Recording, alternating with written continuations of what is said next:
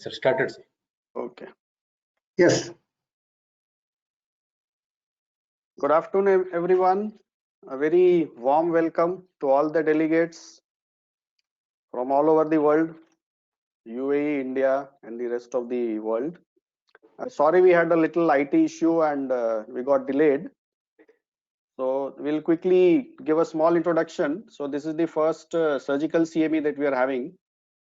We have lined up 3 talks by Dr. Beju from India, Dr. Azan from here, Russell Kaima, and Dr. BG from RAKCOMS. So this is organized by the Department of Surgery at RAK College of Medical Sciences under RAK Medical and Health Sciences University.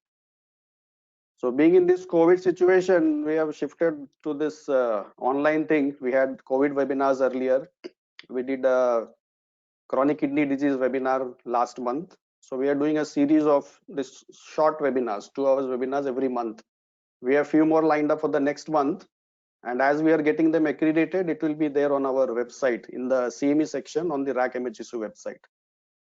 So without much delay, we'll quickly start. I will request our president, Dr. Guru Madhva Rao, to give the inaugural address. Over to you, sir.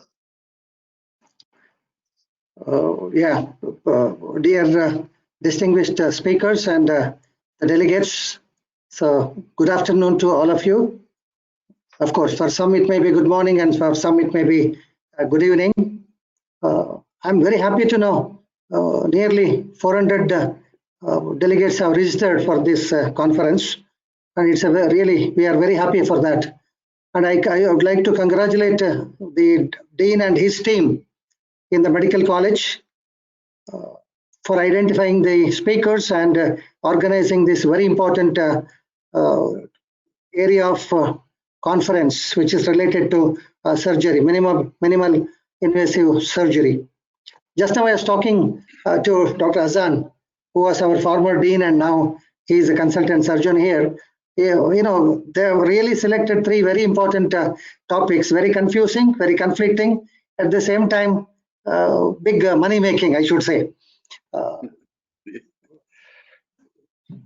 Before I really go into this CME part of it, just let me spend 2 minutes about our university, because so many of you may not be knowing about our university.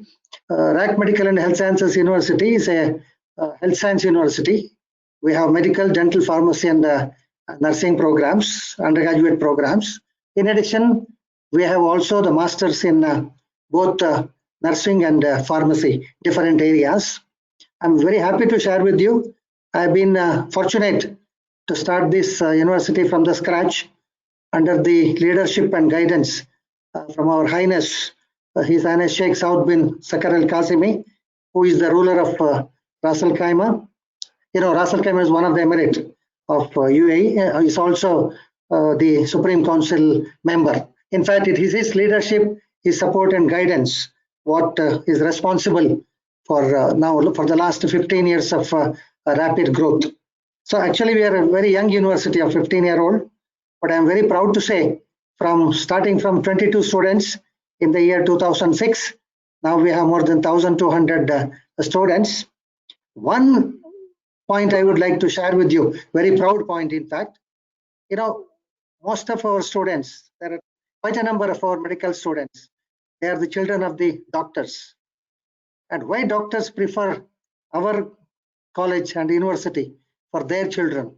You know, it's a very happy note for all of you also. This is after seeing the performance of our students in the different hospitals. In fact, there's a very, very proud moment for us. Same way, I'm very proud to say that our students are doing extremely well, either in the FLAB examination or USMLE and other international eligibility examinations. So for this, I should congratulate our faculty for their commitment and you know, real hard work in not only just the teaching, in guiding the students. Of course, I would also like to express our thankfulness to the Ministry of Health and Ministry of Education, who are responsible for accreditation, and then the Ministry of Health for sponsoring the nursing students.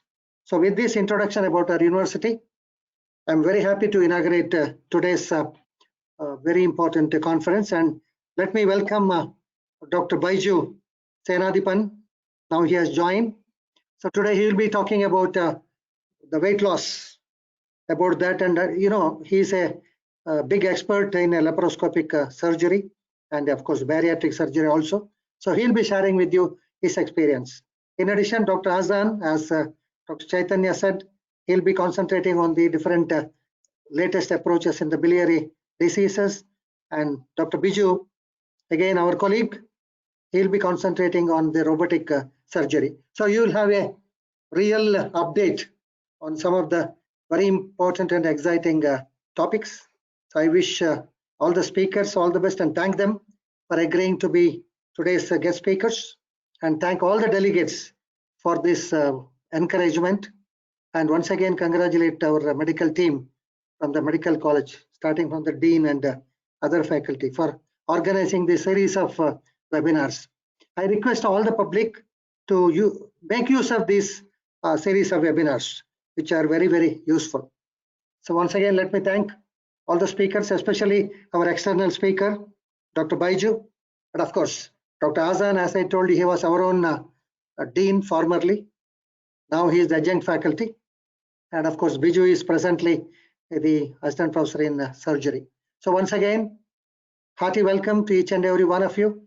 And thanks for joining us, and have a nice time. Thank you so much. Over to Chaitanya. Thank you, sir, for the kind words. And all these webinar ideas started from the president, sir. We did one some small session on Google Meet, and then he said we should continue. And then we explored this software and this GoToWebinar platform. We are hopefully doing a good job. So we'll start with this sessions. There is a small change. So Dr. Azan's talk will be the first one. So I'll introduce him. He's a consultant surgeon at NMC Royal Medical Center now, and a visiting professor at RAK College of Medical Sciences, and he was earlier acting dean also at RAKCOMS. He holds FRCS from Glasgow and London, and a diploma in medical education from the University of Dundee. Earlier, he has worked as a consultant and head of department at surgery at Sakar Hospital for 20 years. He has a vast experience of GI, biliary, and endocrine surgery.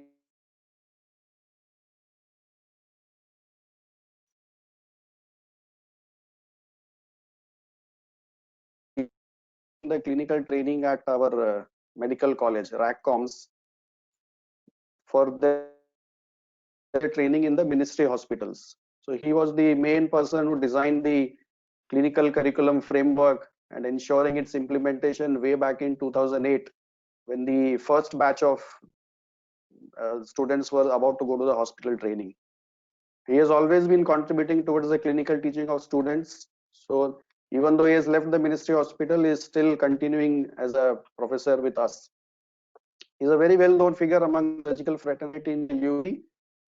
And today his topic is about the recent advances in the biliary disease approaches. Apart from the routine stuff, new things have come up on which he is going to throw some light. Over to you, Dr. Azan, sir. Thank you very much, Dr. Chaitanya. I would like to thank also Professor Rao for his introduction, and also for this webinar, really, which is, I think, it's a way of distributing our knowledge and exchanging between each other and learning from others as well. So without any delay, I would like to start the presentation.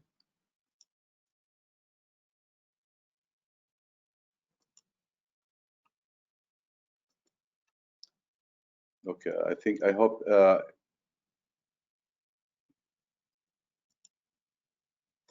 okay, as Dr. Chaitanya was saying, now there is a lot of change in the biliary surgery. In recent years, there was quite a lot of changes. I have nothing to disclose, of course, regarding my presentation, but let me just concentrate on two topics on biliary surgery, really. One is the advance in the gallbladder itself, and the second one is in the management of common bile duct stones. Now, it's just let me take you a bit back in history into 1990 when all these changes start happening. In 1990, endoscopic was just started, endoscopic ERCP mainly, because it was introduced in 1974, but it became more common in 1990s, and then it went 1919 to up to 2000, 2010. Now it is one of the main diagnostic and therapeutic method which is used for the common bile duct. Now, again, just look to the percutaneous transhepatic biliary drainage. It was, let us see, it was the bread and butter of radiologists and interventional radiologists at that time. Now it's fading, but again, it's coming back. Endoscopic biliary drainage, it started again in the early 2000s. Now it's coming more and more. Now it became one of the commonest procedures which is done by the gastroenterologist. Angiography, it's replaced by multi-detector CT scan, which is giving a 3D picture and images for the biliary tree. Indocyanin Green is coming. It's replacing the intraoperative cholangiography. Robotic surgery, I will not talk about it because Dr. BG, he will elaborate on the robotic surgery.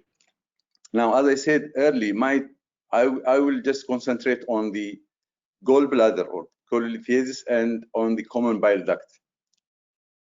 Just for the sake of classification, the biliary tract disease is classified into benign disease, which is actually gallbladder stone, common bile duct stone, and its complication, bile duct injuries, and post-operative bile duct strictures. These are the benign lesions. The others are the cholangiocarcinoma, gallbladder cancer, and ampulla bladder cancers. So we will not go through these topics. So my main concentration will be on the cholelithiasis and common bile duct stone. As you may know, previously the general surgeon was the important figure in the biliary surgery. But with the advance in technology and specialization, the gastroenterologist took the upper hand in the management of benign disease of the gallbladder and the benign disease of the common bile duct. Hepatobiliary surgeon took the transplant and the cancer, and they left the general surgeon with only the lab chole. So this is what is going on at present. So I will just, gallbladder, everybody knows everything about gallbladder, but there is some changes and trends in the management of acute cholecystitis, especially in a compromised patient. I think if we look back, everyone has a problem with acute cholecystitis in a compromised patient. Every week, at least, we face one case. Sometimes it might be every day you face a patient who is elderly. I will just give you a scenario: a diabetic patient, a hypertensive, maybe he has some liver problem, and presenting to your hospital with acute cholecystitis. Again, with a thick wall gallbladder, when you do ultrasound, fever, high leukocytic count. Now here is what I call it a nightmare for the surgeon and the anesthetist. It's actually, these are what we face sometimes with these patients. So once it comes, you are faced with a problem. Are you going to operate this patient with a high mortality, morbidity rate? Are you going to leave him that he may have sepsis, and with this compromised patient with a high mortality from the sepsis because you haven't treated the patient? So you are stuck between treating the patient and leaving him. And as a general surgeon, we had the only option we had was either to give antibiotic and wait, or go in and do the surgery. So recently there are many things has changed regarding the management of acute cholecystitis. But let us go to the severity grading. Now, this is a new grading for the acute cholecystitis. Previously, there was something called acute cholecystitis or calcular cholecystitis without inflammation. So there are two things: inflamed, non-inflamed. But now even the inflamed gallbladder has been categorized into 3 categories. The first one was what we call it mild or grade 1, is acute cholecystitis with inflammation. The patient is with no compromised problems. The gallbladder is not severely inflamed. So you have more or less a healthy patient with a slightly inflamed gallbladder. So this is grade 1 or mild. The second group are the grade 2, where there will be a high leukocytic count and there will be a palpable gallbladder when you palpate the right upper quadrant, and the duration might be more than 72 hours. And there is, on ultrasound, you will find that there is thick wall of the gallbladder, sometimes up to 1 centimeter, and you will see fluid around the gallbladder. Now, these are the group of patients where you think, okay, now group 1, I might, do surgery, but for group 2, now you are stuck. If you operate, there is high mortality and morbidity. If you leave him, there is again a problem. And grade 1, grade 3 are the patients with comorbidity. Those patients with hypertensive, maybe diabetic, respiratory problem, renal or hematological. Some, especially, we know that at certain age, most of the people, they are using anticoagulants and so on.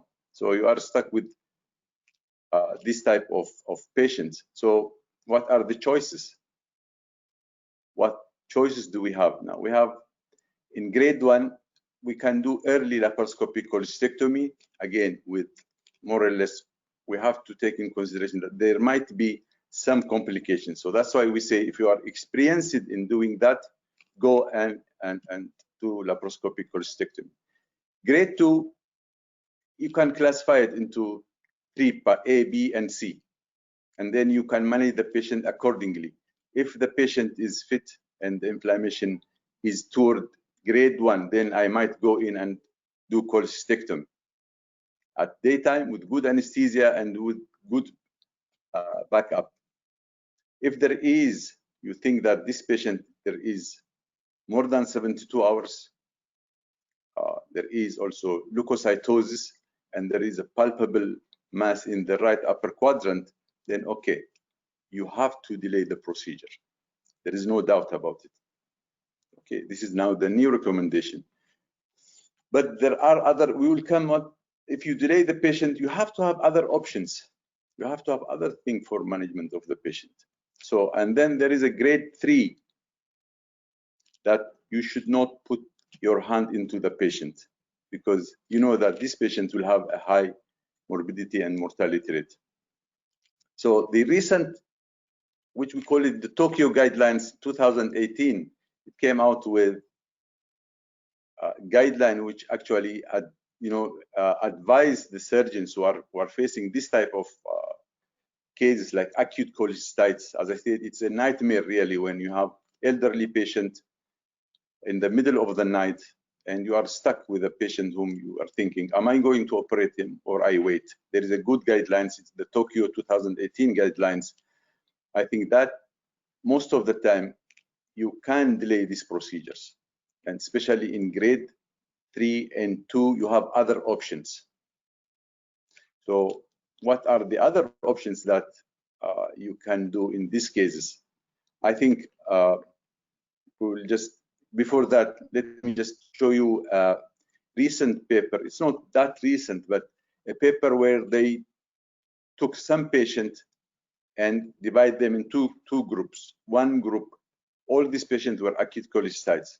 One is they operated them, and the other group, they did a delay surgery for them. And you can see here, in the blue one is those who are early surgery. You can see the bleeding is 4%. Infection, it's almost 2%. It's actually with the, you can see the brown is the delayed surgery. That is almost 0, bleeding 0. bile leak is 4% in the early procedures, and it's 2% in the delayed procedures. CBD injury is almost 2% in the early cases and almost 0. What's important here is the bile leak and the CBD injury. No one wants to see these two complications in patient who is going to have a cholecystectomy. All of us know, those, especially surgeons, that these two complications are a disaster to the patient and a nightmare to the surgeon. So as you can see here, the delayed has a better outcome. Some might disagree, but again, that's a different issue. So what are the other options for patients whom you delayed? You have to have other options. Now, recently, there are different options which are going to manage these cases. Now, what are the options? Is a drainage, stenting, and cholecystoscopy. Now, these are three of them are recently introduced, and they are done in more or less many centers. And in when we say cholecystoscopy, that is an endoscopy which goes into the common bile duct. It's called the spyglass, and another one goes into the cystic duct. And actually, in more recent advance, there is crushing of the stones in the cystic duct and draining the gallbladder. So there is advance in this area, and the options actually includes the either you put, once you go into the cystic duct, is you put a drain for acute cases and you drain it through the what we call it nasal gallbladder drainage. We put a drain into the gallbladder and it goes out through the nose. This is a very, very good temporary measure for a high-risk group.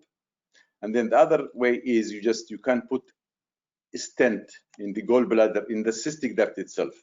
Now, this stent can be put from different angles, actually. It can be put from the common bile duct or from outside. So if it's put from the endoscopy, then it will be called endoscopic gallbladder stenting. And that, again, is a temporary measure.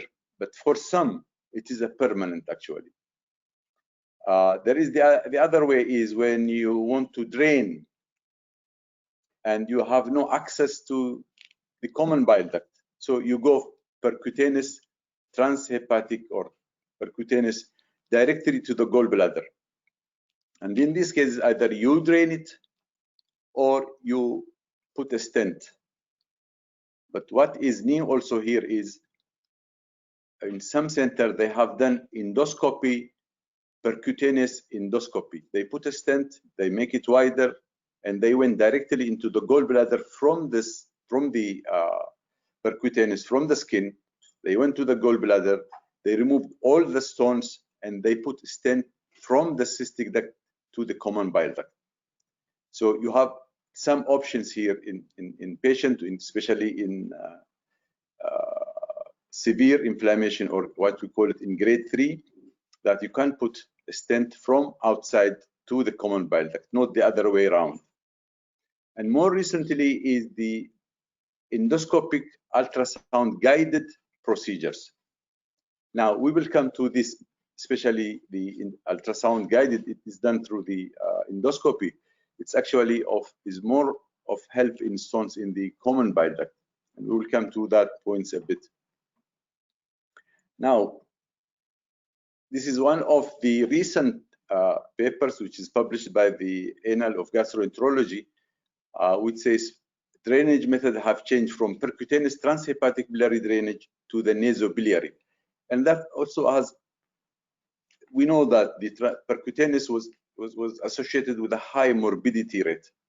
Now, through the nose, it has less complication, and the patient can tolerate it without any anesthesia. So you can drain the gallbladder through endoscopy. Okay, so this is highly recommended. This is one of the procedures. And again, as I said, this is are you going to use it as a temporary measure, or will it be a permanent? Now, some of the cases, especially in cancer, the stent will be permanent. But they found also in cases, even if there is no cancer, for cases an elderly with compromise, you can leave the stent up to 2 years in the cystic duct, and there were no any complications from it. So the patients can have a permanent stent if you think that he is a poor surgical candidate, and you can leave it there for a long term, or you don't need to change it. Now, this is one of the paper which is they took 46 patients with acute cholecystitis. All of them were above the age of 65 with acute cholecystitis. And actually, they did for them endoscopic percutaneous, endoscopic drainage of the cystic duct, and they found that 25, the success rate was quite high. Though 6 of them were done electively, but the success rate was very, very high, that they put 31 cases permanent endoscopic stent. So it is a very high rate that it can be managed, and also it's a very high success. This is one of the images which shows that you can see endoscopy in the duodenum, and through the ultrasound they can see the gallbladder. They do the puncture to the gallbladder directly, and they put a stent. This is the stent, which actually the flank opens in the gallbladder and in the duodenum. Now, this is good if you have an access to the duodenum. Now, I was hoping that Dr. Bejo would have presented his presentation earlier. Now we are facing a big problem after bariatric surgery regarding the biliary drainage. But this is what it's done. You can see the stent, and the gallbladder is drained directly to the duodenum, and you can leave, if either this is stone or cancer, it doesn't matter at this stage. You just need the patient to resolve his problem. Now, again, this is an image of nasobiliary drainage. You can put drain directly into the gallbladder through endoscopy. Again, the endoscopy, the normal endoscopy reaches to the duodenum, and then there is another smaller one, which we call it spyglass, which goes directly into the to the gallbladder, and then you can drain the patient until his general condition improves. Now, this is the first part of the talk. Now, the second part is a common bile duct stone after bariatric surgery. Now, all of us know that now bariatric surgery is shifting toward a bypass rather than sleeve gastrectomy, and I think that will be presented by Dr. Beju. But now what we face is a problem where there is no an access to the common bile duct through endoscopy. So there is a stomach, duodenum completely out of the calculation, and you have a bypass between the stomach and the small bowel. So there is no passage from the esophagus to the stomach to the duodenum. So you are stuck with either cholangitis or stone in the common bile duct without access. So how would this patient be managed? Now, the problem now, as we can see, bariatric surgery is growing very fast. And most of us, I did some few years bariatric surgery.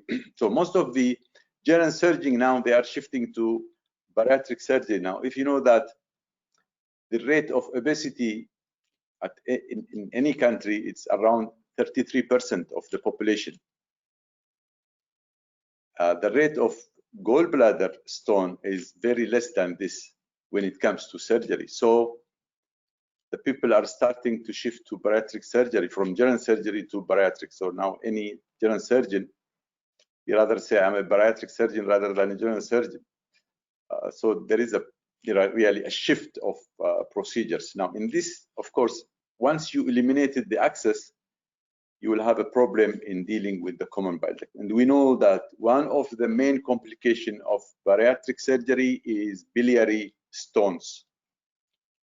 That's no doubt about it. So what are the options are there in dealing with the stones in the common bile duct with no access actually to the biliary tree?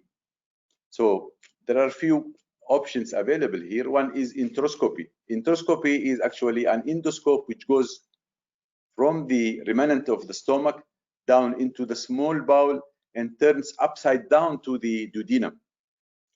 Now, they have tried this procedure in 126 patients, and there were almost 10% of complication because the gastroenterologists actually, they look into the CBD directly from top. When it comes to this procedure, it was upside down. Again, there were also difficulty in the channels in passing different instruments through the enteroscope. It's not well prepared. So it's a difficult really in management. Enteroscope, though it's promising, but still needs time. So the other options are ultrasound guide approach. I think now this is the trend. Laparoscopic ERCP. Okay, that is using an ERCP through a laparoscopic procedure. Then the surgeon goes in, opens the gastric wall, and endoscopy is introduced into the remaining part of the stomach. So this is actually a collaboration between the surgeon and the endoscopist. So this is laparoscopic ERCP. And then we have the laparoscopic CBD exploration. Again, we are going back into surgical exploration. So we have now 4 options here for dealing with cases such as stricture, stone, cancer, leak. In cases, we will not talk about cholangiocarcinoma, but I'm talking about the stone common bile duct or cholangitis in a person who is having a bypass surgery or a failed ERCP. There is some percentage of failure in ERCP. So this patient will need the procedures I mentioned. This is actually a patient who has failed ERCP, and they did an endoscopy through the skin. They made a hole into the gallbladder, and through the gallbladder, an endoscopy was passed and removed all the stones from the gallbladder. Actually, these are, future is coming to this, but these are it's not a common procedure. This is one of the procedures which are done. But the common thing, or the common procedure, is endoscopic ultrasound and a bypass. Now, this is now the trend, and this is the advance, where an ultrasound is attached to the endoscope. It goes in, identify the site of the obstruction. If it is obstruction, let us say at the level of the common bile duct, it can make a bypass. It bypasses the obstruction by making a hole or a fistula between the stomach, the remaining part of the stomach after bariatric surgery, and the common bile duct or the hepatic duct or the cystic duct, whatever available there. Okay. Now, this is now, as I said, is used either if there is a failure in the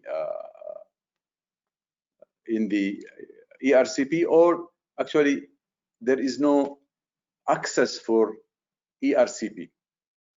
So this is now the trend, and also it's in malignant cases also it's the endoscopy ultrasound is also is method of choice in that.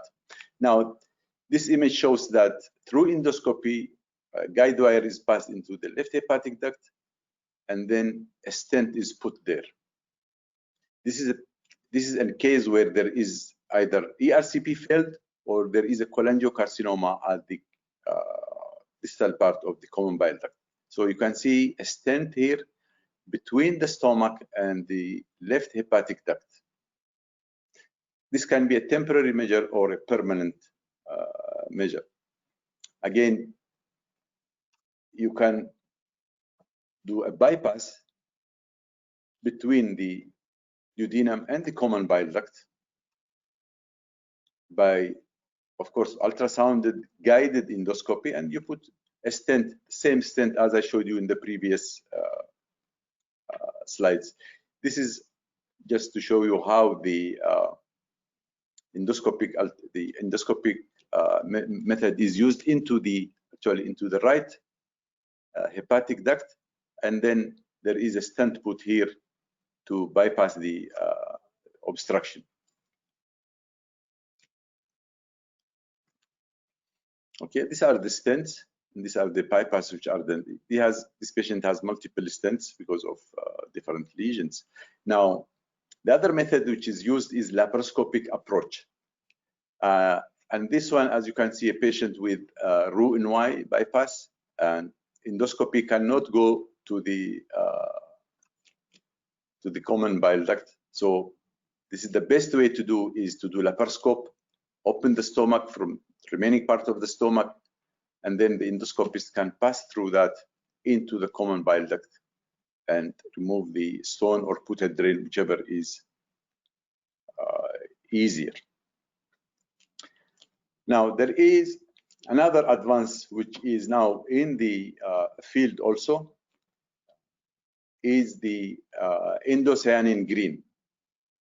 Most of us, we heard about it. I have no experience in it, but most of it was in a recent conference. I saw a lot of use for this new method.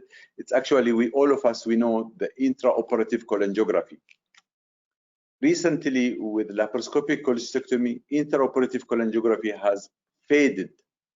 No one is doing intraoperative cholangiography unless there is an indication, either liver enzymes are high, or you are suspecting that there is a stone, or you are planning to explore the common bile duct, or you think that there is any injury in the common bile duct. So that way you are forced to do intraoperative cholangiography. Now, recently, a new method is the Indocyanin Green, where it's actually a real-time method where you inject the dye into the gallbladder, and you immediately see the dye passing into the cystic duct and the common bile duct. Or you can inject it intravenous to the patient, 2 hours or 4 hours or 10 hours. You just increase the dose, and during laparoscopy, you can see the biliary tree. So if you suspect there is injury or that you are going to explore, you do it on site. Or if you are planning an advance that you are going to look into the common bile duct, so you have to give the injection earlier. Now, there is a comparison between the endocyanin and intraoperative cholangiography. And if you can see here, of course, endocyanin, it says it's less expensive. There is no radiation. There is no invasive procedure. And it's also highly specific. It shows you the cystic duct and the common bile duct. So it's less damaging, actually. Now, this is just to show you how it looks like really after injection. You can see the cystic duct, and you can see the common hepatic duct here, and the common bile duct. So it's easily, you can identify. Here you cannot see which is the cystic duct and where is the common bile duct. But after the injection, you can see the cystic duct. This is on actual patient. This is the difference between the previous one and this one. This is the endocyanin has been injected earlier. You can see the liver is completely green. So the dye is taken by the liver, and it was secreted to the biliary tree. So you can clearly see the cystic duct. As I said, I have no experience in endocyanin, but it's taking over in the place of intraoperative cholangiography. Now, again, I would like to thank the organizing committee for giving me this opportunity to talk about cholecystitis and common bile duct problems. especially in a patient who had a previous biliary surgery, as well as in a patient who presents with acute cholecystitis. And I hope that everything is okay.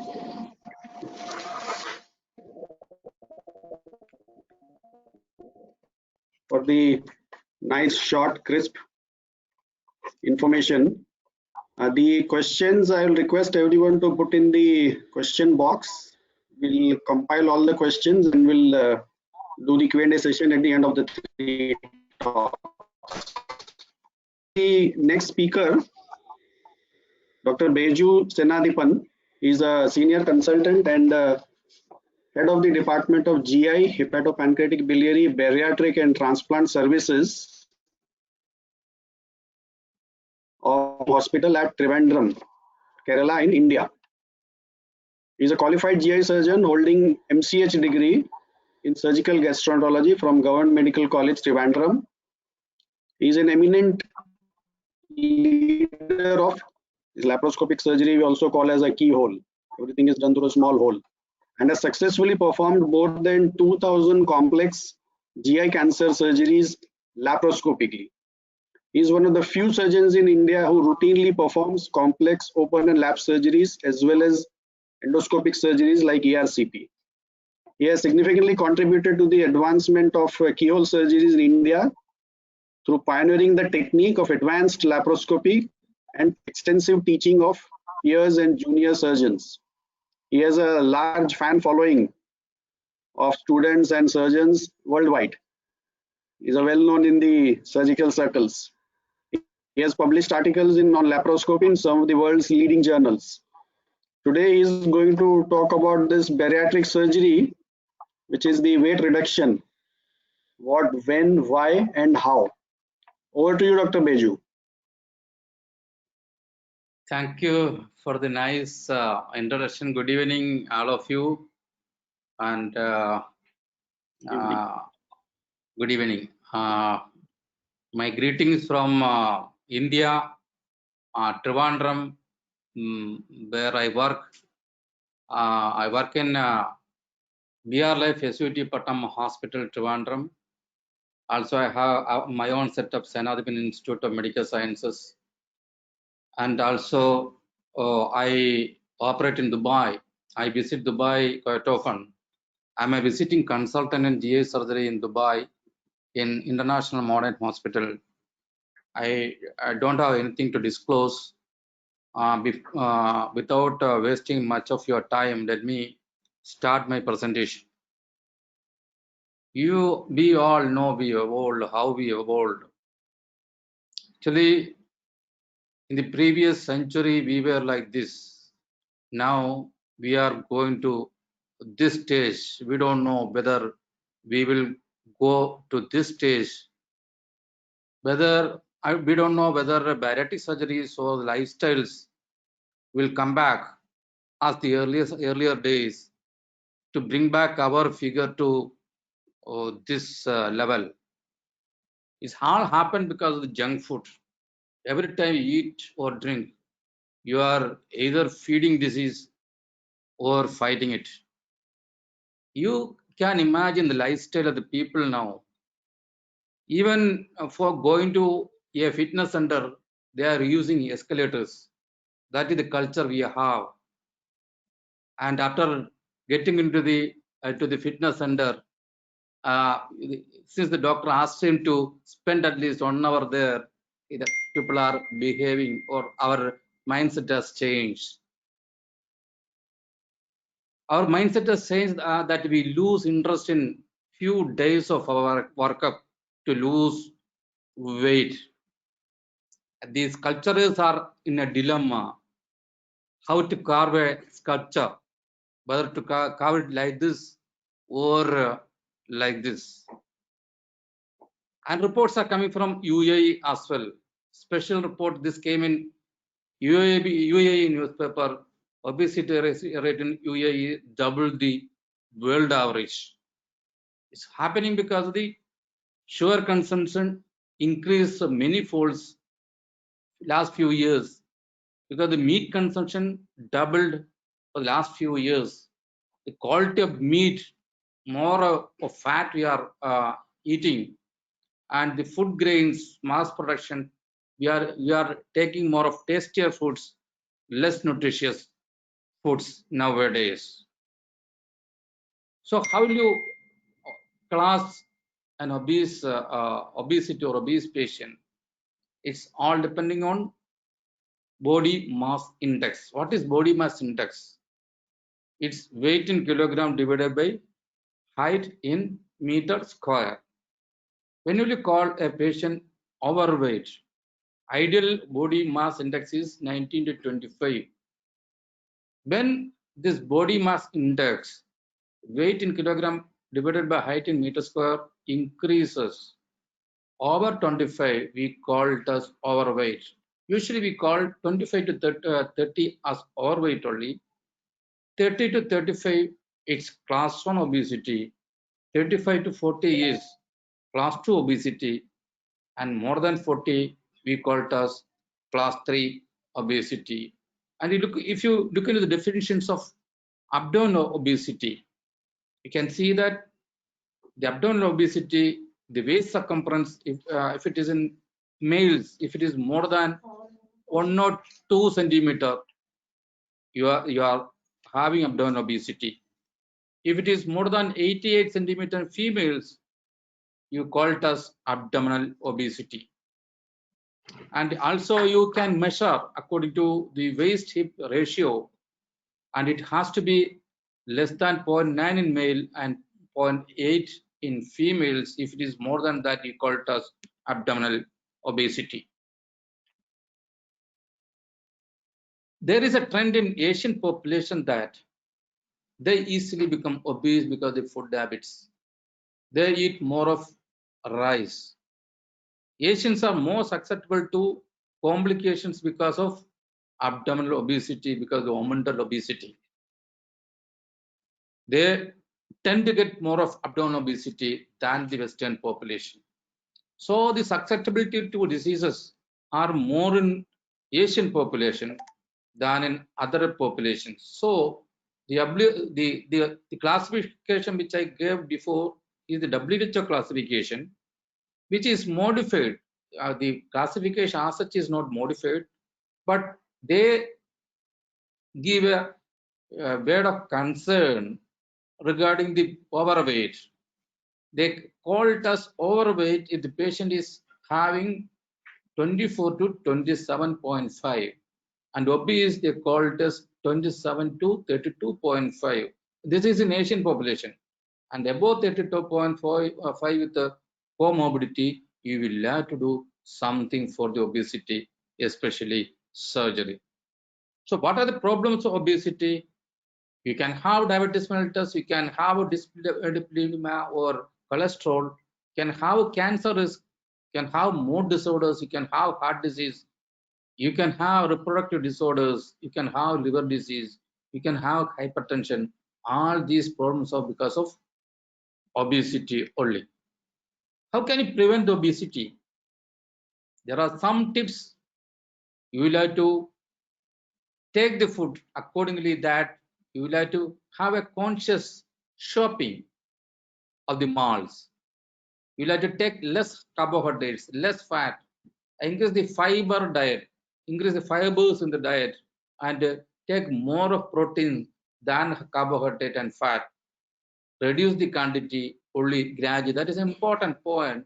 So when people try to reduce weight by dieting, they reduce hugely in the quantity of the food taken. This is not advisable, because they will get hungry. They will be eating more when the hunger comes. And regular exercise is advisable to lose weight. Is there any wonder drug available to reduce the weight? There are a lot of drugs being experimented in the human being and in the animals, and there are some preparations available in the market also, like sibutramine, rimonabant, and there you will get Victoza. In India, we are not getting Victoza. So there are a lot of preparations available But the thing is that if you take this preparation, you can reduce only up to 10% of the weight, which is we address, and the chance of regaining the weight is more if you stop the drugs. And there are a lot of side effects like psychiatric side effects, sedation, lot of things are there for the drugs which is available. So burn out your fat by simple exercises, brisk walking, household activities, and go to fitness centers, not to the type of fitness center which I showed you before. So when you have to go for a surgery, you will have to go for surgery when the BMI is more than 40. It's you. If your BMI is more than 40, it's not advisable to continue the dieting and weight loss activities. You can do it after the surgery. You will have to do it also. And if you are having a BMI of more than 35 with two of the comorbidities I mentioned before, you will have to go for surgery. But in Asian population, it is advocated that if your BMI is more than 32.5 with the two of the morbidities which I mentioned earlier, you will have to go for surgery. So who will do the surgery? Usually a general surgeon or a gastrosurgeon trained in bariatric procedures will do the surgery. But before going to that surgeon, you will have to consult these specialties like endocrinology, cardiology, pulmonology, anesthesiology, nutritionist, and psychiatry. Why psychiatry? Because there are a lot of psychological problems involved in the preoperative period and postoperative period. You have to consult a psychiatrist. You have to consult a nutritionist because your mode of eating is going to change after the surgery. You have to consult to visit a pulmonologist because if you are having sleep apnea, if you are having breathing difficulties, your lung reserve capacities have to be measured quantitatively, and you will have to meet a cardiologist. Why? You will have to assess the load of the heart. The heart is bearing how much of load of your weight, and you will have to meet an endocrinologist to see that you are not having any endocrinological abnormalities. What are the endocrinological abnormalities you can have? Like hypothyroidism, Cushing syndrome, you can have prolactinemia, you can have pituitary tumors, you can have elevated FSH, LH, and alteration in the testosterone. So you will have to do the hormonal evaluation, preferably by an endocrinologist. And you will have to test the SbA1c, and you will have to test the lipid profile, especially in the fasting, and you will have to do the ultrasound abdomen, at least ultrasound abdomen. It's not necessary that you will have to go for a CT scan in all the cases, but if you are suspecting some comorbidities in the abdomen, you will have to do a CT scan. And CT brain is suggested for patients with prolactinemia and all to rule out pituitary tumors. You will have to go for an upper GI endoscopy. Why upper GI endoscopy? Upper GI endoscopy is done to rule out any tumors, any ulcers, any other pathology in the stomach before you are dividing it or cutting it, and you will have to go for a pulmonary function test also. What are the advantages doing obesity surgery? The comorbidities, which I mentioned before, the heart disease, the hypertension, the cholesterol, the sleep apnea, the infertility problems, the psychology problems, all will revert after the surgery. And the life expectancy increases. You will become more productive and you will be accepted to the society. That's more important. What are the surgical procedures available? There are two types of surgical procedures available. One is restrictive surgical procedures, other is malabsorptive procedures. You can combine both also. With the advent of the keyhole surgery or laparoscopic surgery, people are doing the bariatric surgery now by keyhole only. What are the procedures available? There are gastric banding is there, sleeve gastrectomy is there, or one by gastric bypass is there, mini bypass is there, duodenal stitcho is there. I'll go through one by one. This is gastric band. You are making a band just below the esophageal junction, and it can be controlled. You can see that there is a figure here. It can be controlled by a metallic plate which is kept just subcutaneously under the skin here, and you can inject contrast into this metallic plate and adjust the width of the throttling here, or width of the band which is kept there. Nowadays is it's not done because most of the time the patient will be having dysphagia, some amount of foreign body feeling. Some patients has got erosions into the stomach lumen, and sometimes slippage of the band will cause problems, and another logistical issue is that screening at airports will be giving you some metallic detection in the anterior abdominal wall that is embarrassing sometimes. So sleeve gastrectomy actually was introduced because it's a very easy procedure. What will you do in sleeve gastrectomy? You are actually, the stomach is having a capacity of 3 to 4 liters or even more in some patients. So you are reducing the capacity of stomach to 150 ml capacity. Is it just a restrictive approach alone? Because you are reducing the size of stomach, the patient or the obese person will be eating less. Is it the only thing which is happening in sleeve gastrectomy? No. There is an effect called ghrelin effect. What is ghrelin? Ghrelins are hormones which are mostly distributed in this part of the greater curvature of the stomach, and also the small intestine, but is more of the concentration is in the lateral curvature of the stomach to the fundus. So if you remove the fundus part and the lateral curvature of the stomach, the more of ghrelin hormones will be removed. What are the ghrelins for? Actually, that is the appetite stimulating hormones. So when the food is full in the stomach, actually the patient will be getting a satiety because of the ghrelin inhibition effect on the hypothalamus. So when you remove the ghrelin effect, actually the patient will be having early satiety, not only because of the restriction of the food which is happening, it's also because the ghrelin effect. But it's very simple to do that. You can take part of the stomach with staplers alone. There is no strict follow because the physiology is almost maintained. I'll show how a stomach is divided with the staplers. This is my own patient. This is the stomach. You can see that this is the greater curvature stomach. This is the right gastroepiploic vessels. You will have to go between the right gastroepiploic vessels and the greater curvature of the stomach with an instrument called harmonic scalpel, which is an ultrasonic device to divide the tissues without much of blood loss.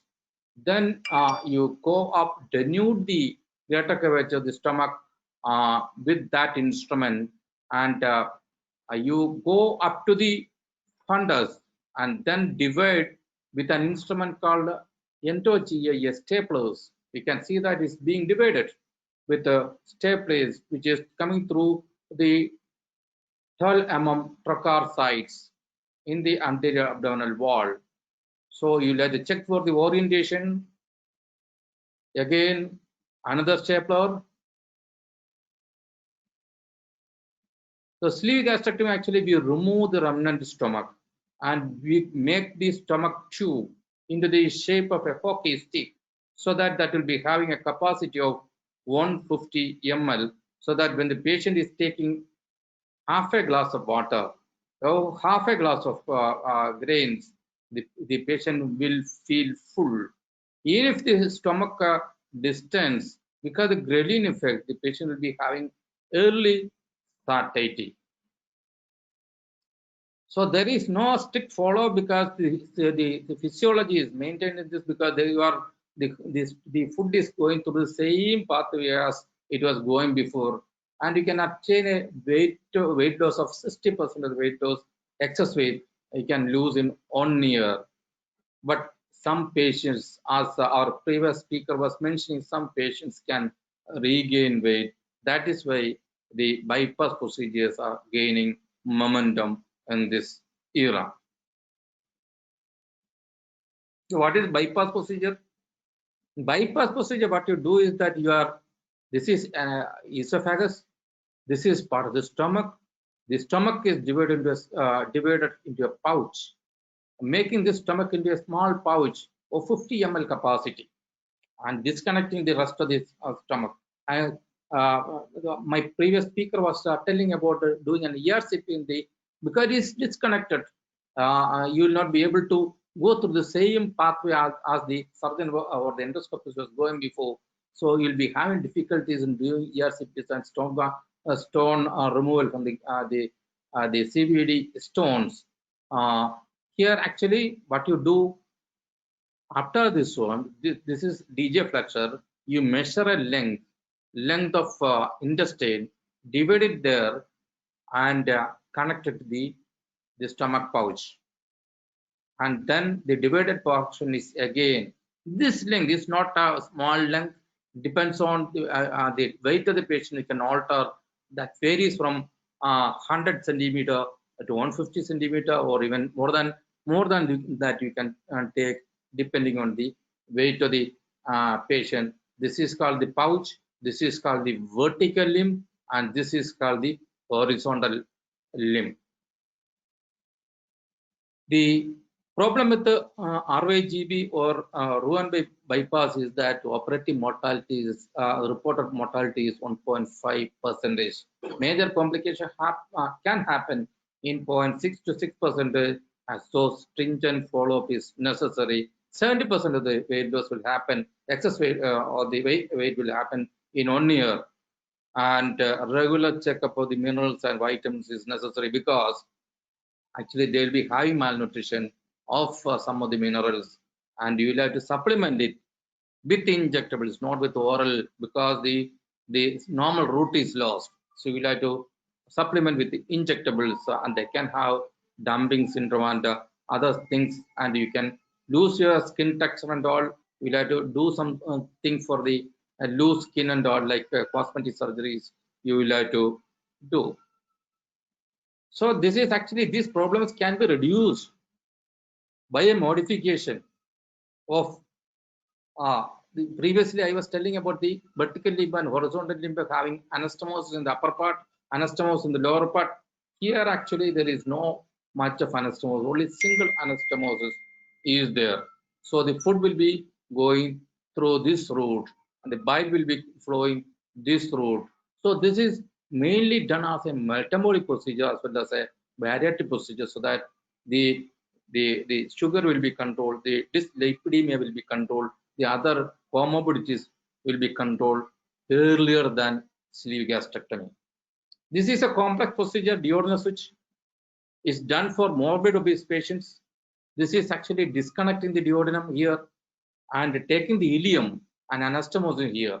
And this is the duodenum which is kept as a remnant, and you can see the bypass limb. So this much of intestine is bypassed, so that when the patient eats, this sleeve gastrectomy is also added into this procedure. When the patient eats, that will go to the ileum as such early.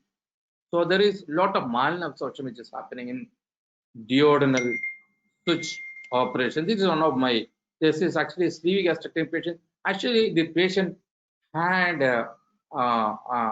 dyslipidemia, had hypertension, had diabetes mellitus, had breathing problems, had even vision problems. Actually, all reduced after 2 years of surgery. This is the same patient. So this is actually a happy patient.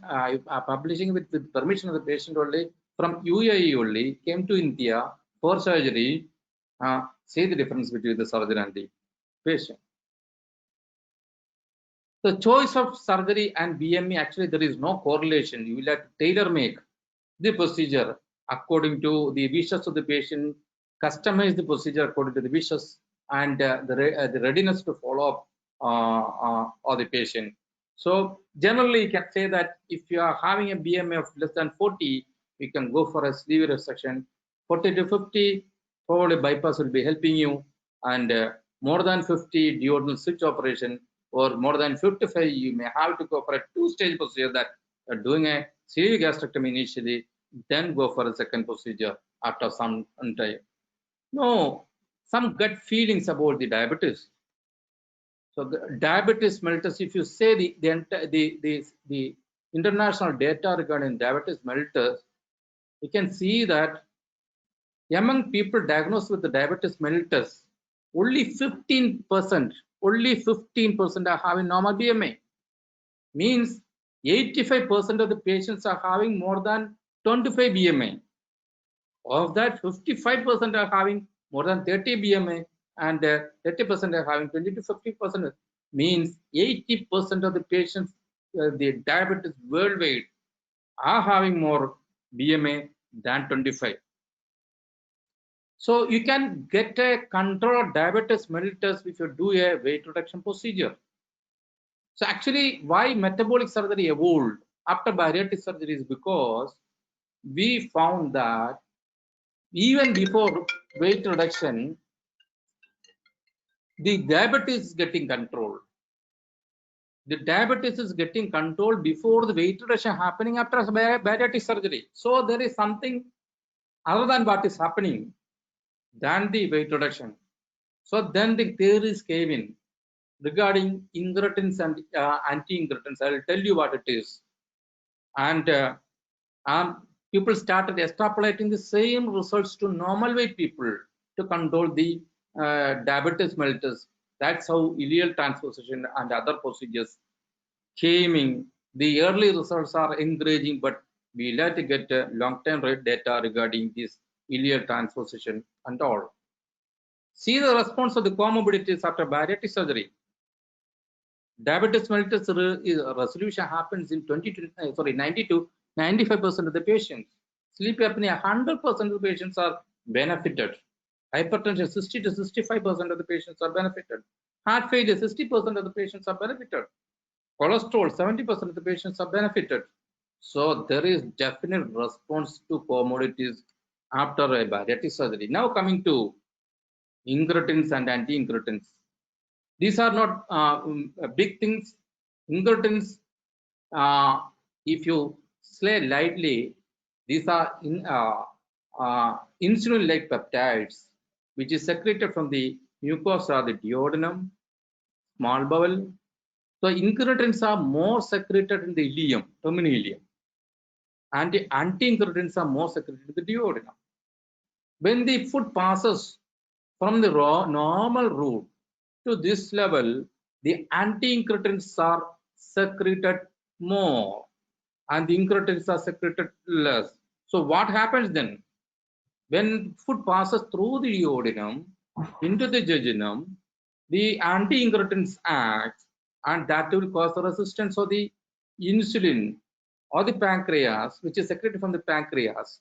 So what will happen if you fit the incretin producing segment of small bowel and fit into this area? The food will be passing directly into the ileum, and that will be bypassing the anti-incretin secreting levels. So what happens then? The food will happen to the undigested food will happen to fall into the small intestine early than the duodenum, or that will not fall at all, and causes early resolution of diabetes mellitus.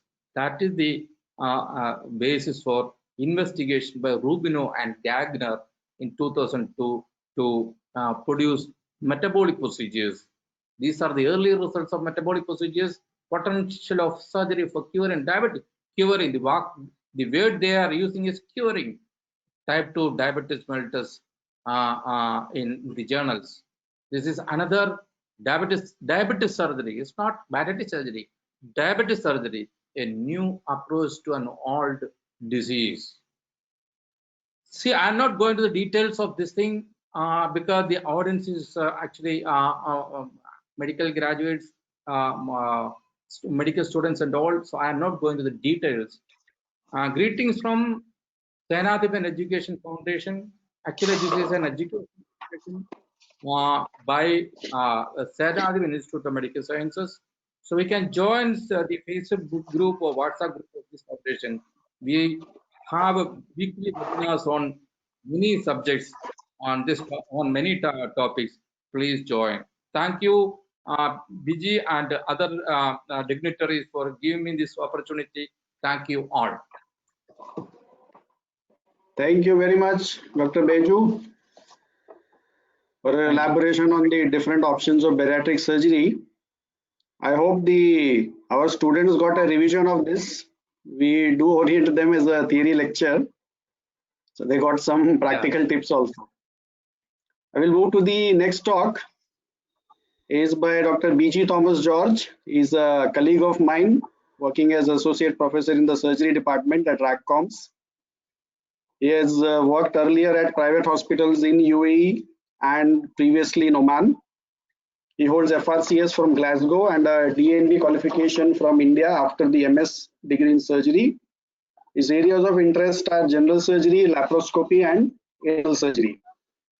He is an excellent teacher in surgery, utilizing a lot of images and videos to deliver the concepts. I'm sure you are going to see some of them now. And he is the IT wizard of surgery department. All our clinical faculties will know for our technical stuff, IT related stuff, he handles this. In fact, this CME certificates which we are delivering coded by him. So he knows some software coding into the Google Forms. So all the delegates, that certificate that you are receiving is coded by him in the Google Drive. Today is going to talk about this robotic surgery. There is a lot of mystery around that. It's a relatively new thing. So what is it? How is it done? Are we there yet? So let's hear him. Over to you, Dr. BG. Thank you, sir, for that nice introduction. Firstly, let me thank the president of RAK Medical and Health Sciences University, our Dean, Dr. Biliary, and Dr. Chaitanya, the chairperson of the Department of Surgery, for allowing me to talk in this first surgery CME that we are conducting. When we were discussing the topics for the CME, we felt that one of the most misunderstood and unclear topics for students as well as for some of our general practitioners was the field of robotic surgery. So I hope that this talk will help you understand some of the basic concepts of this emerging field of surgery. I have no conflicts of interest to report. We will first go into a description of robotic surgery, then we will look at what is happening around the world in the field of robotic surgery, and then we will look into some of the upcoming trends and try to look into the future a bit and see what we can expect in the future. Early in 2003, we had this journal article proudly declaring robotic assisted surgery, the future is here. 17 years later, we are back with that same question. Are we there yet? What is a robot? A robot is basically a mechanical device which combines mechanics, electronics, and informatics. And it performs a certain task or maybe a sequence of tasks, and it is controlled either by a computer or by some form of mechanical or electronic interfaces. The word robot was coined by Karel Čapek, who was a Czech playwright in 1921 in a play called Rossum's Universal Robots. And robots have been used very extensively in industry. You can see a robot putting the bonnet on a BMW X2 car here. These robots were designed for repetitive and dangerous tasks. All these objects on which they work are identical to each other. There is no variation, and therefore only monitoring is required, And once you program the robot will keep on doing the same procedure day in and day out. You don't need to pay them wages. You don't need to give them pension after they retire. So it was a huge boon for manufacturing industries. It is not the same for surgical robots. The human beings are being worked on, and they have very highly complex and variable anatomy. The disease processes vary from individual to individual, and therefore we cannot allow robots to act autonomously. So in surgical robots, they only act as a slave to whatever the master surgeon demands and commands the robot to carry out. So they're not truly independent robots. The master is the surgeon who performs the surgery on a console. The slave carries out the surgery exactly as commanded. So robots do not perform the surgery. So instead of the term robotic surgery, the better term would be robot assisted surgery. There are multiple applications in the field of healthcare where robots are being used now. But for the purposes of this talk, we are going to focus more on robots in minimally invasive surgery. To move forward, it's always a good idea to look back and see where is it that we came from first. The earliest surgical robot was a modified industrial robot, the Puma 200, which was modified and called the Puma 560, and it was used for stereotactic brain surgery.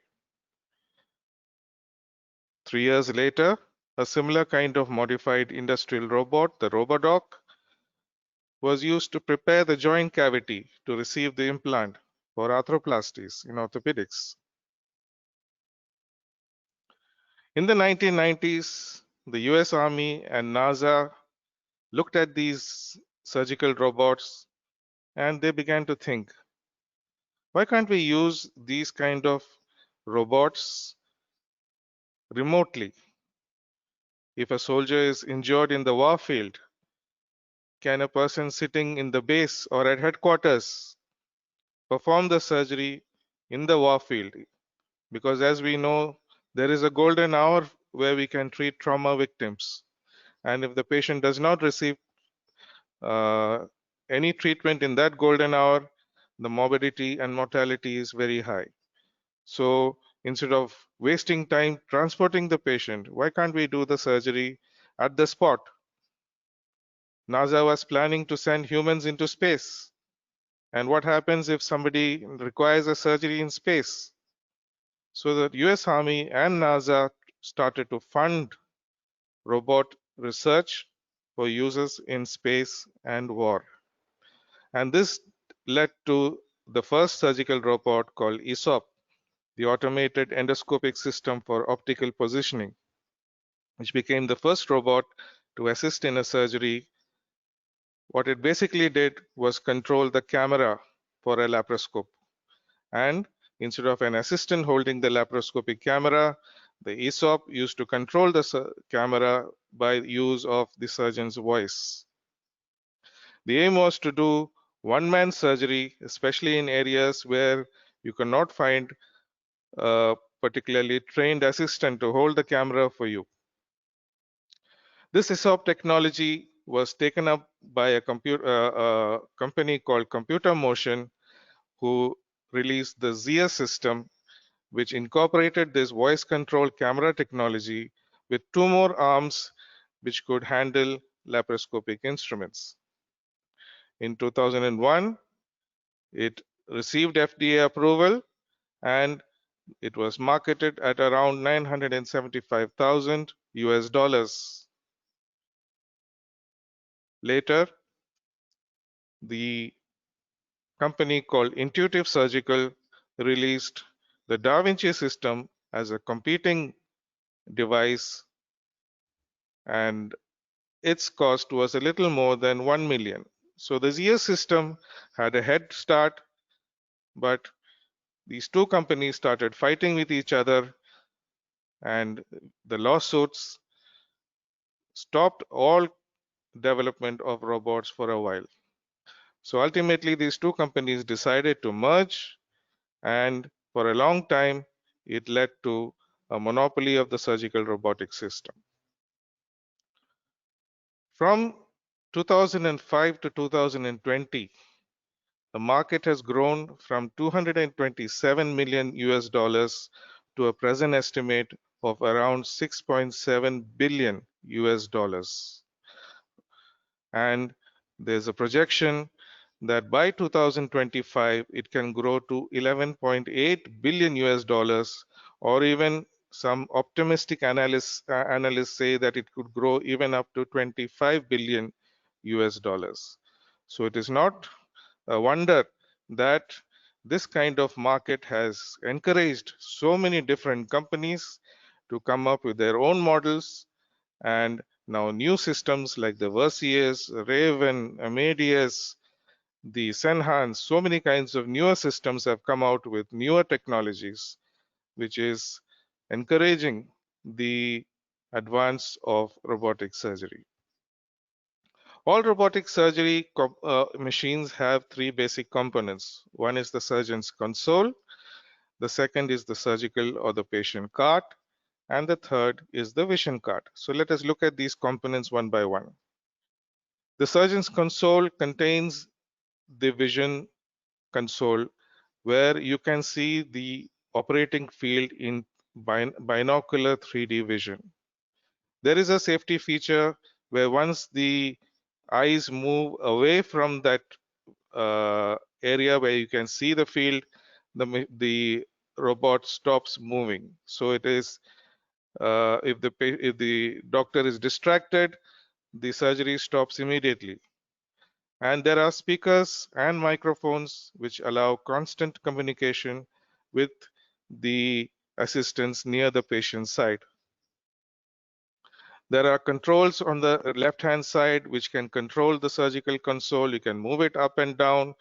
You can adjust a lot of parameters from this console. On the right-hand side, there is a start button which is guarded so that you cannot start the machine accidentally, and there is an emergency stop button also in case of emergencies. At the foot of the surgeon, there are controls which move the camera. There's a clutch which moves the robotic arms. You can focus the camera, and also you have the monopolar and bipolar foot pedals. Most of the surgery is done here. The motion controller, the surgeon moves his hands exactly as if he were doing surgery with his hands instead of doing the instrument. And these movements are translated exactly into the robotic arms, and the instruments move exactly how the surgeon is commanding. Of course, I say exactly, but there is a degree of control by the robot as well, which I will come to later. The patient cart or the surgical cart can accommodate a camera and 3 working instruments which conduct the laparoscopic surgery on command of the surgeon. The surgeon moves the operator controls, and the robotic arm copies exactly those movements and translates it into surgical movements like in a routine laparoscopy. So the internal view looks almost exactly like a routine laparoscopy, but the movements are done by the robotic arms of the patient or the surgical cart. The vision cart has a monitor where the assistant surgeon and the scrub nurse can follow what is happening in the surgery in 2D vision. It also contains the monopolar, the bipolar, the camera controls, the air insufflator, the intra-abdominal pressure regulator, and various other components of the laparoscopic system. The monitor just does not show the surgery, it also has other information. It can report if there are any faults in the system. It can self-diagnose, can tell you how you can solve those problems. And it also tells you what are the settings which are being used for this particular operation and the number of uses that each instrument which is being used in this surgery has already gone through. From 136,000 surgeries in 2008, now almost 6 million surgeries have been performed till date. And you can see the trend. Laparoscopy had shown an increasing trend till 2016, but since the advent of robotic surgery, laparoscopic surgery, and open surgery have shown a downward trend, and robotic surgery is slowly replacing these two other modalities. There's an interesting study of 170,000 patients in 73 hospitals in the US before and after the purchase of robotic systems, 4 years before and 4 years after the purchase of robotic systems. You can see that open surgery was on the downward trend even 4 years before the purchase, and laparoscopic use was going up. But as soon as robotic systems were used, the robotic surgery started going up, and both laparoscopy and open surgery started falling. If you analyze the trends in the use of robotic surgery for different general surgical procedures, you can see that there is a broad-based, manifold increase in the number of procedures done by robotic surgery. The interesting thing is that hernia repair shows almost a 40 times increase in procedures compared to some of the more complicated procedures. We expect that robotic surgery will be used for more complex procedures, but we are seeing the trend that even simpler surgeries like inguinal hernia repair are being done by robotic surgery instead of laparoscopic surgery. Urology was one of the first indications which was approved by the USDA for robotic surgery, and it was for robotic prostatectomy, and immediately the benefits were noticed. There was a dramatic decrease in intraoperative blood loss and hospital stay for patients who underwent robotic surgery when compared to open surgery. And this was also seen when you compared robotic surgery with laparoscopic prostatectomy, but the difference was not as much as in open surgery. Around the same time, robotic hysterectomy was also approved by the FDA, and it's no surprise that the second most common robotic surgery has just been conducted till now is robotic assisted hysterectomy. Other specialties like thoracic surgery, orthopedic surgeons, they've all started their own surgical programs using the surgical robots. ENT, pediatrics, the surgeons have started doing a wide variety of surgeries. Even general surgeons have started doing a large number of general surgical procedures. This is just a few of them. I cannot list all of them here. Many other specialties, including neurosurgery, cardiac surgery, and endocrine surgery, have started using robot-assisted procedures. What about the UAE? The UAE has never shied away from embracing new technology. And if you look at the current newspapers, we have so many reports about a variety of surgical procedures being performed using robot-assisted technology at various hospitals in UAE. The Ministry of Health and Prevention has also not lagged behind. Last year, they have launched a robotic surgery program in obstetrics and gynecology at ministry hospitals.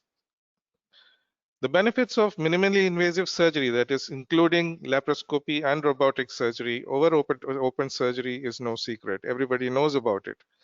The magnified vision and the virtually bloodless field leads to precise surgery with minimal trauma to the patient. This results in not just decreased pain and length of hospitalization, but faster recovery times and faster return to work. So what makes robot-assisted surgery better than traditional laparoscopy? The lever action mechanics of long laparoscopic instruments result in an upscaling of hand movements of the surgeon. Small movements of the surgeon result in large movements of the tip of the instrument. Therefore, what happens is that unintended or undesirable movements of the surgeon, like if suppose if the surgeon has hand tremor, that gets amplified and upscaled, and that can result in problems during surgery. Robotic surgery, the artificial intelligence, does not completely obey the surgeon. This is what I mentioned earlier. It can downscale some of these movements and suppress tremors, and therefore the surgery done using robotic surgery is much more precise than what is carried out by laparoscopic surgery. If you see the movements in laparoscopic surgery, the movements of the instrument is opposite to what you really desire. If you want the tip of the instrument to move up, you have to move the instrument down. To move left, you have to move right. If you have to move right, you have to move left. So for a new surgeon, this requires retraining of the brain, and this takes a long learning curve for them to become expert surgeons like Dr. Baiju and Dr. Azan. So robotic instruments, because they move in exactly the same way as your hand movements, this makes learning for trainees and young surgeons much easier and much faster, reduces the learning curve. The addition of 3D vision helps in shortening the learning curve. How does it do that? We depend on depth of field and distance judgment, and our eyes use 3D vision to assess the depth and the distance between objects. There was a study done on surgical trainees who were asked to do 3 different kinds of procedures, including sutures, using 3D vision and 2D vision. And you can see that there was a consistent and marked decrease in the time taken to do these procedures when they moved to 3D instead of 2D. The human hand is an incredible instrument.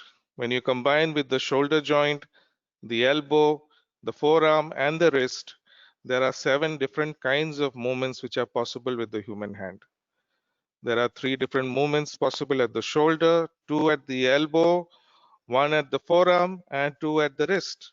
So all these combined together form 7 degrees of freedom, and these movements are replicated by the robotic arms of the patient cart and the wristed joint of the robotic instrument. The EndoWrist technology allows surgery to be done at the most difficult angles and enables surgery to be done in the tightest and most inaccessible of spaces. This is what made it the procedure of choice in hard-to-reach areas like the pelvis, technically difficult surgeries like anterior resection, where the anastomosis is done deep in the pelvis, is made much easier using robotic technology.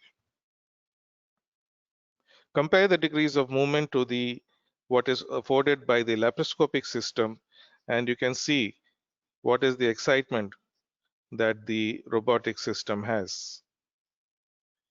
If you have ever stood with your arms raised for a while, you will understand how strenuous it is for a laparoscopic surgeon to perform long duration surgeries. So experienced surgeons have developed techniques where their hand is not as raised and it is in a more ergonomic and comfortable position. But for beginner surgeons, it's a very strenuous and tiring operation to do. The requirement for the camera to be between the working instruments makes the assistants to find themselves in very uncomfortable positions. And if you have only one monitor, you'll find that your assistant's neck is contorted into very unnatural positions and resulting in extreme tiredness and stress for the assistance. And because the camera needs to be in the center, sometimes you will find that it will lead to very embarrassing positions. If the surgeon happens to be of the opposite gender as the assistant, there are always possibilities for misunderstanding.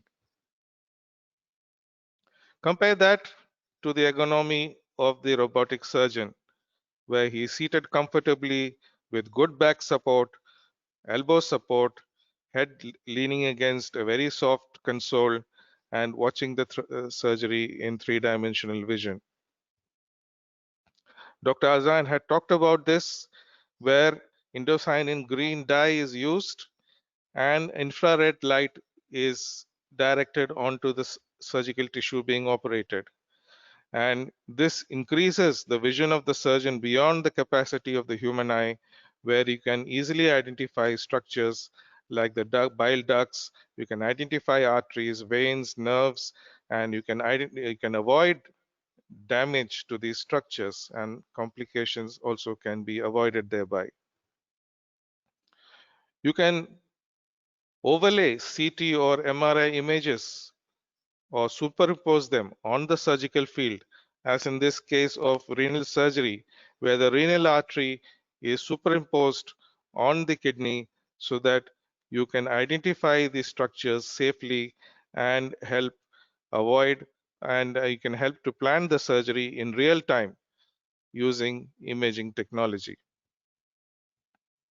Use of the laser-assisted confocal microscopy allows you to show cell morphology exactly the same as if you were doing a biopsy with the traditional H&E staining.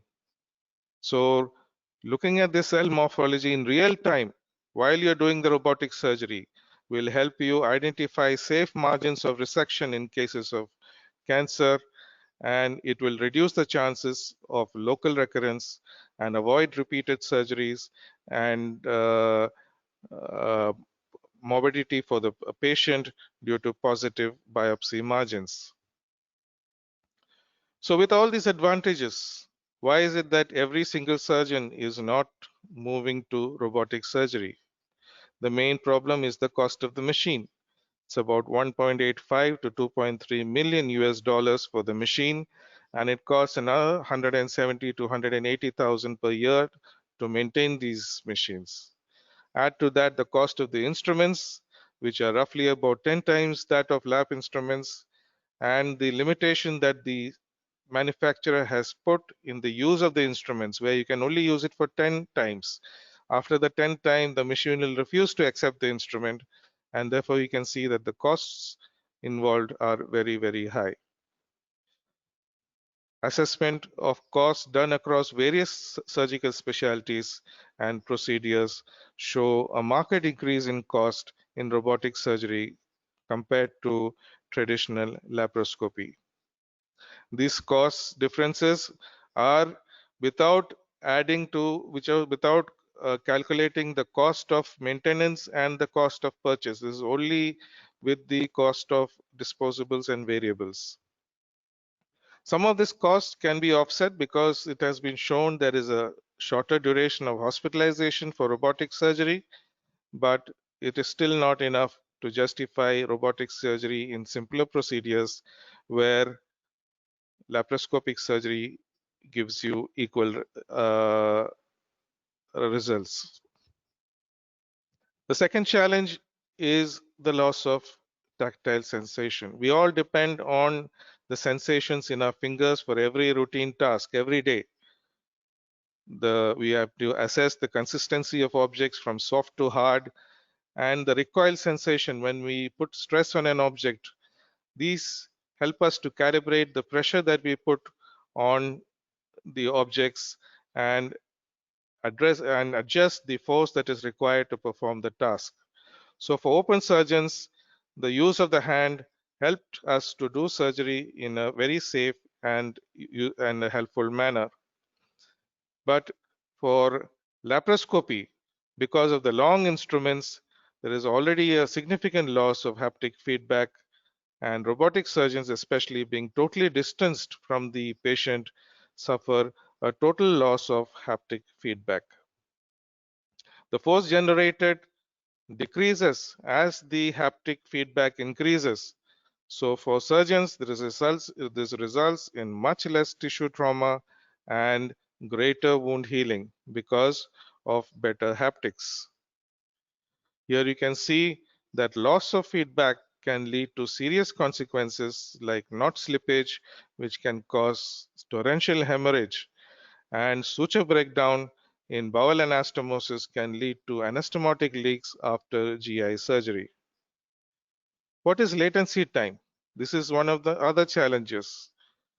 What is latency? When we make a long distance call, we say hello, then we wait for the data to go to the opposite party, and you experience a delay for the signal to reach the opposite party and come back to you, and that is called latency. So we have to wait for a while before we say the next sentence.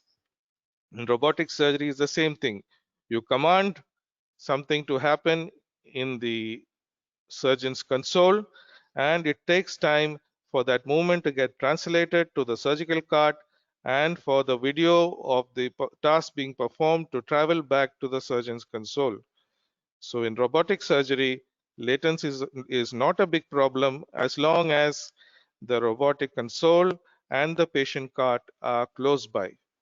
But when the console moves distant away from the patient cart, there is a long distance, and therefore there will be a latency time. If you remember the beginning of my talk, the original purpose of developing robotic surgery was for use over long distances in battle zones or in space. So if you watch this video, you can see that if you do a task with zero latency, the movements are very fluid, the actions are fast, and the hand-to-hand coordination while the suture is being taken is very good. But as soon as you increase the latency to 750 milliseconds, the movements become very uncoordinated and clumsy. This results in significant trauma to the tissue. The traditional method of training new surgeons has been the mentor system, where a senior surgeon teaches and guides the younger surgeon. This is possible in open and laparoscopic surgery, but it's a problem in robotic surgery because the surgeon works alone, and this can be a challenge. What about oncological outcomes after cancer surgery? In the era of evidence-based medicine, evidence of oncological outcomes following robotic procedures remains mostly case series, retrospective studies, matched comparisons, and repeated and ad nauseum reviews and meta-analysis of this old literature again and again. This is one of those meta-analysis published in the Asian Journal of Surgery, which had 8 RCTs involving about 1,000 patients, which were divided into laparoscopic and robotic prostatectomy. Results showed that the robotic had a longer operating time, but a lower conversion rate, better margins of resection, and a lower incidence of adverse events like erectile dysfunction. But there was no difference in perioperative mortality, no difference in complication rates, and the number of harvested lymph nodes, which is a measure of oncological outcome, was exactly the same between two groups. Some similar findings were reported in a lot of other studies, but there's a real lack of adequately powered prospective randomized control trials which assess oncological outcomes after robotic surgery.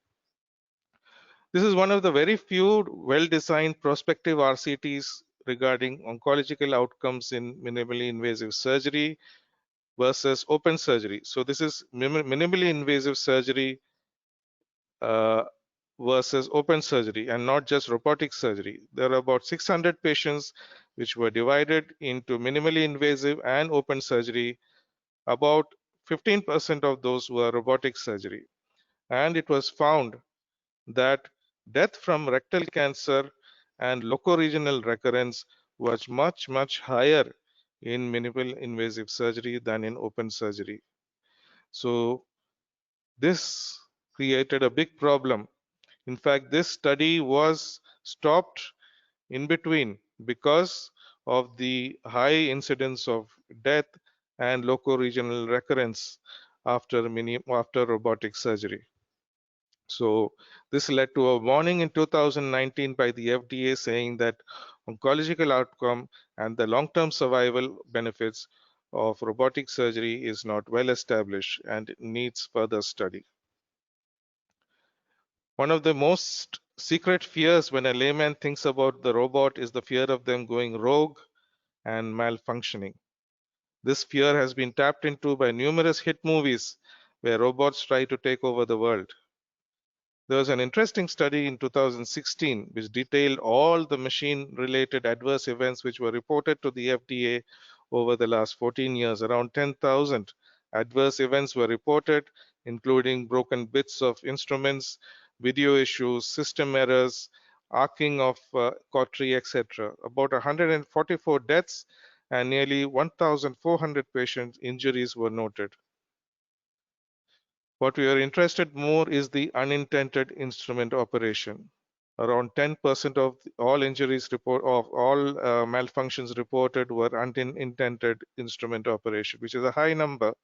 And there were 2 deaths and nearly 52 patient injuries, which were documented due to malfunction. Most of these procedures were converted to open surgery and they could be safely completed. A few of them had to be postponed and a few could be resolved by just resetting the machine. So what about the future? The future of laparoscopy has always been to minimize the number of incisions. So if you could try to do the surgery using a single port, usually in the umbilicus where it can be hidden, or the other option was to use a natural orifice like the vagina or the stomach, that is called node surgery. And reduction of instruments was being tried, but the close crowding and clashing of the instruments and the decreased space for hand movements made this a niche procedure performed only by experts and severe enthusiasts. But the advent of snake-like instruments developed for robotic surgery, like the Sport system for single port surgery and the Strass system for natural orifice surgery, has made these approaches also possible and practical and easier to learn for surgeons who are not that expert. Haptic feedback has been the cornerstone of resection of tumors, where we can palpate the lumps and avoid resection of too much normal tissue, just taking the margin which is actually required. So unless you have feedback on where the lump is by haptic feedback, you will not be able to do a proper margin of resection. So development of a wearable fabric-based haptic interface helped surgeons to remove myomas of the uterus without damaging the normal tissue, and this helps in the patient with the quality of life later. In fact, machines like the Senhan system by Transcentrix already have been released to the market, where there is a force sensing sensor in the tip of the instrument, which translates to the haptic feedback actuators in the console, surgeon's console, so that you actually feel as if you're working with bare hands instead of the instrument. Senhans also has an eye sensing camera control, which follows the movement of the eyes and adjusts the vision of the camera according to where your eye is looking at the moment. So this removes another level of complexity in robotic surgery by eliminating the need to manually control the robotic cameras. Double surgeon consoles have been introduced to help with surgical assistance and also to train upcoming robotic surgeons. Of course, this will add to the cost of the system and maintenance, but ultimately might pay for itself because it decreases the learning curve and decreases the poor outcomes during the learning curve for upcoming robotic surgeons. 3D reconstruction of MRIs and CTs can be used to create a virtual patient to operate on. Just like airline pilots can simulate an entire flight, The entire surgery can be simulated and strategies can be formulated to tackle the individual anatomical variations of that particular patient.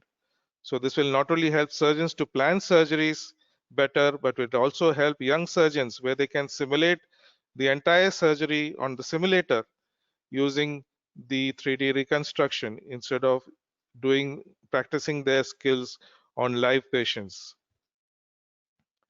5G technology promises to be a game changer in so many walks of life, no less in robotic surgery. Latency periods can be brought down to 2 milliseconds or less. So this can make long distance surgery, robotic surgery, which is called telerobotic surgery, a reality. In fact, there was a study recently in China which published an attempt to perform robotic surgery by a surgeon sitting in Qingdao in China, which was about 2,200 kilometers away from where the patient, who was a pig, was located. And the surgeon's cart was 2,200 kilometers away, and they managed to do a good surgery using 5G technology without much latency. The most important people are the patients. So how do they feel about it? There were reported very high levels of satisfaction for hysterectomy, nephrectomy, prostatectomy, and pancreatic duodenectomy, or the Whipple's procedure. But for hernia repairs, there was no clear difference between robotic and laparoscopic repair, though patients preferred either of these techniques to open repair. So the future for hernia repair is not that clear as far as robotic surgery is concerned. This is back to the US Army again. This is a prototype of the fully robotic, humanless operating theater called the trauma pod. A surgeon sitting thousands of kilometers away can manipulate these robots and soon may manage a wounded soldier injured on the battlefield. So, are we there yet? Surgeons have been traditionally resistant to change. The famous quote by Theodore Billroth says that anyone who would attempt to operate on the heart should lose the respect of his colleagues. So we should not be hesitant to embrace new technology, but at the same time, we should not forget the basics. We cannot learn to run without first learning to walk. So we must know the basics of open surgery and we must master them before one trains for minimal access surgery. Otherwise, one puts the patient in danger when there is a need to convert to open surgery for any reason during the procedure. As Elon Musk said, and I'm paraphrasing a bit, you could either watch the future unfold or you can be a part of it. That is your choice. Thank you very much for a patient listening, and these are my references. Thank you very much for listening to me, and thank you so much to RAKCOMS and Dr. Chaitanya for letting me have this time. Thank you very much, Dr. Beju, for a nice presentation, some lovely images and videos. I hope there is some clarification on this robotics. As of now, the robots are not going to take over. We are still not there yet. I would request all the panelists to switch on their cameras and mic. There are few questions we'll address to them. We are running short of time. Already it is 4.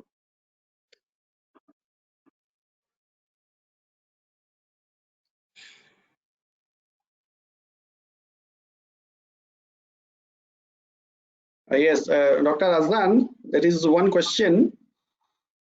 That spyglass thing you mentioned. So the ERCP scope goes till the duodenum, then the smaller scope goes inside, and you can even go into the gallbladder. Can you unmute yourself, sir? Dr. Azan, we cannot hear you. Okay, well, there are the spyglass. Okay, this is a smaller endoscope which comes out of the ERCP, actually, of the endoscope. Then it goes into the common bile duct, and then it's very difficult, actually, through the papers I looked into, to cannulate the cystic duct. But they can cannulate. Even recently now, they have invented now a smaller, which is called cystoscope which goes into the gallbladder, and it can crush the stones using laser.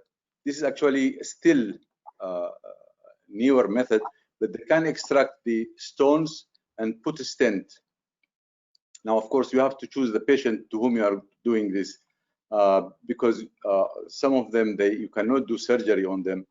You have to be expert in doing this procedure, and only small, very, very small centers, they are doing these procedures. So it is done, yes. So, sir, so technically, there is a possibility that in some selected cases, you get those stones out, and that could be the cure also. No need to remove the gallbladder. Well, you know, after 6 months, you will form another stone in the gallbladder. It's actually, that is there. Yeah. This will buy you time for an elective where you can go in, and yes, so it is buying it. Unless the patient is, you think that someone who is a high risk, then you can put a stent. Even it will, as I said, it will be there for at least 2 years, and that will help for the coming 2 years, unless, you know, what is the survival rate of that patient really. Yes. Yeah. Yes, thank you, sir. No problem. The next question is to Dr. Beju. Yes. You also do a lot of bariatric surgery, and nowadays we hear this sleeve gastrectomy. Even the lay person, many of them are aware. Nowadays people are internet savvy, they will search everything. So sleeve is common. So in your experience, your personal experience, how much is the weight loss? How much they can expect? Yeah, sleeve gastrectomy we can do 2 ways. The thing is that if you are not experienced, most of the time what happens is that the surgeon will be doing a loose sleeve. So he'll be keeping a part of the fundus. Then what happens? The fundus will expand, and the ghrelin hormones, once it was passed, that will become more concentrated. So the effect of bariatric surgery will be gone after some time. So if you are wise enough to do a tight sleeve without causing dysphagia to the patient, without causing any strictures, that will be having a good weight loss. Actually, in my practice, actually, people lose about 60% of the increase by 6 to 8 months. Okay. Yeah. 60%. 60% of the increased weight. Excess weight. So I'll again remind our students also, when we say weight loss, as a surgeon, we tell them this percentage, 60% loss of the excess body weight, not the total body weight. So our students should understand that. Yeah. And Dr. Beju, what is the cost of a sleeve gastrectomy at your place? In private practice in India, actually, what is the cost of sleeve? I am in private practice for the last 20 years, and actually we are doing sleeve for the last 15 years. So actually the price is, when compared to the bypass procedures, is almost the same. In Indian money, it is 3 lakhs. That is probably 15,000 dirhams. Dirhams. Yeah. And Dr. Azan, what is the cost here in UAE? For sleeve, it is around 25,000 dirham. Big difference. So there is a big difference. I have a question for Dr. Beju, really. You know, when we started doing bariatric surgery, all our list was sleeve. You remember that, Dr. Chaitanya? And then, second year we have sleeve, some bypass. Then the third and fourth year, most of it was those patients who gain weight, they came back for, not our patient, some of them are from outside, most of them are from, we were changing from failed sleeve into a bypass. I think now the future, most of the centers will do that type of procedures, is correcting the failed sleeve into a bypass. And I imagine that with time, maybe sleeve will fade away. Do you think that's the future for sleeve?